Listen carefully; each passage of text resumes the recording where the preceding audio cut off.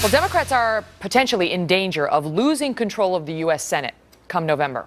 One of the seats they most hope to win is in Massachusetts, and their hopes are pinned on Harvard professor Elizabeth Warren. Folks on both sides of the aisle today, however, questioning the competence of Warren's Senate campaign after it was revealed that Warren listed herself as a Native American while at Harvard. Critics argue that she tried to use, quote, minority status to her advantage.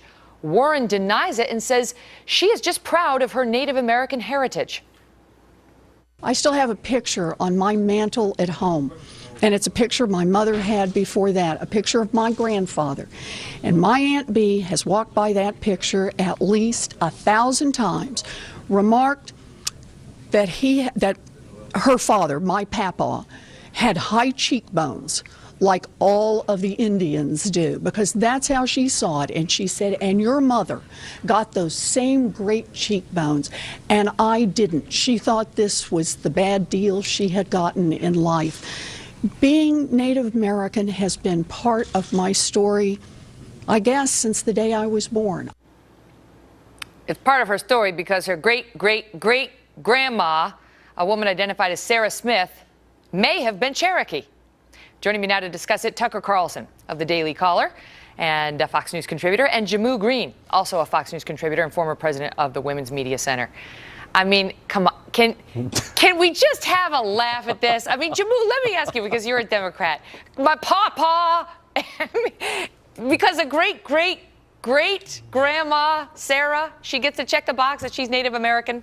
Well, I mean, yes, you can have a laugh at it, though, Megan, but the reality is that actually the current chief of the Cherokee Nation, Bill John Baker, he himself is only 3% Cherokee, which is, 1/32nd in the same fraction that we're looking at Elizabeth Warren's credentials. It seems like he's living more the credentials. Native American lifestyle than Elizabeth Warren, though. Am I wrong? Well, she clearly grew up in Oklahoma, which has very strong ties to the Native American community, which is much different, though, than Massachusetts, where you're seeing a lot of political commentators finding it easy to make TP jokes. But I think what, at the end of the day, this is adding up to, you see Scott Brown really questioning her about her qualifications, because he understands he has to appeal to white, male, working class voters who feel marginalized because of affirmative action.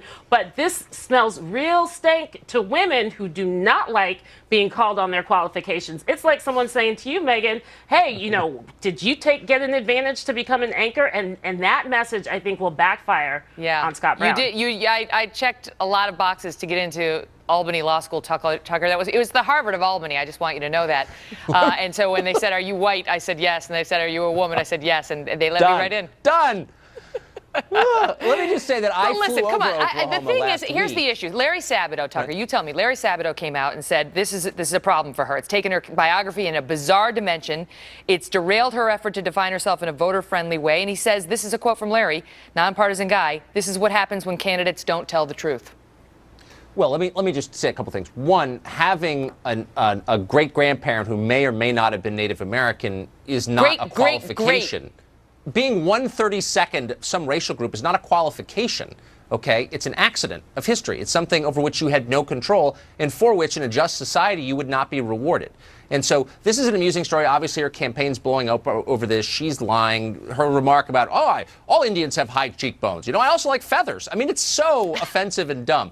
But leaving that aside, it provide a window into a system that is fundamentally corrupt, that rewards people based on their DNA, which is inherently unfair. It was unfair when it happened under segregation, and it's unfair now. Indeed, it's indefensible. And that's why she doesn't want to talk about this, because she did gain material advantage by lying about her ethnic background. And no one should gain advantage because of his ethnic background, period. Harvard has been very clear that she did not gain any material advantage. No, it has not been clear. And at the end of the day, she won the teaching award at Harvard 2 years in a row. She won teaching awards at the University of Pennsylvania, at the University of Michigan, at the University of Houston. To question this woman on her qualifications is going to be something that does appeal to folks like you, voters like you, bow tie and white boys. But at the end of the day, it is going to backfire against women who will be absolutely against questioning this woman who has. All right, let him respond.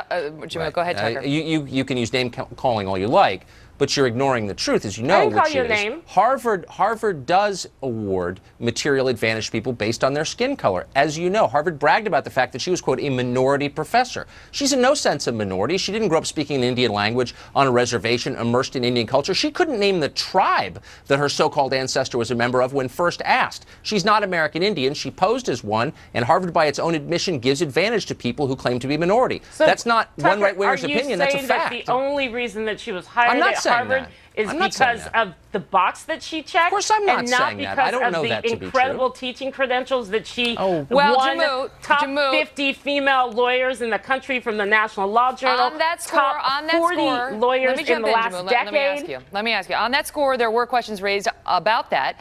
Not because she's a woman, Jehmu, but because we're looking at her qualifications based on what she said. She came from Rutgers. It's a fine university, but most of the faculty at Harvard Law School didn't go to Rutgers. All right. So there was a question about whether she did use this alleged minority status to get into this elite university as a law school professor. Harvard says no. They say no, but they did use it, Jehmu.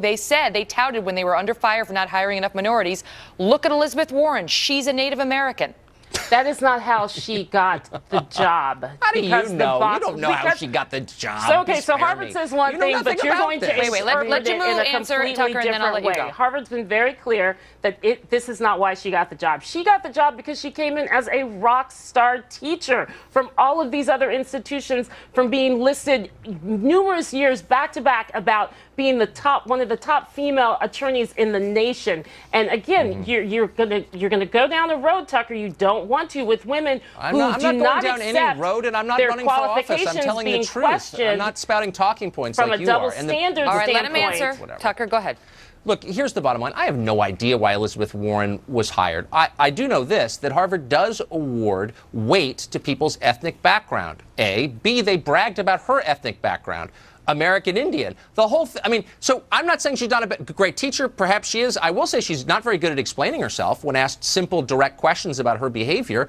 We just saw that on tape. That's the mistake. That's the one mistake she made. What I'm saying is Harvard shouldn't be awarding points. But at the end of the day, the diversity that she brings to the conversation is probably I'm just stating the thing. obvious, Jehmu. You want to shout me down. You want to call me names. I'm saying something that's very obvious. It's in front of our faces.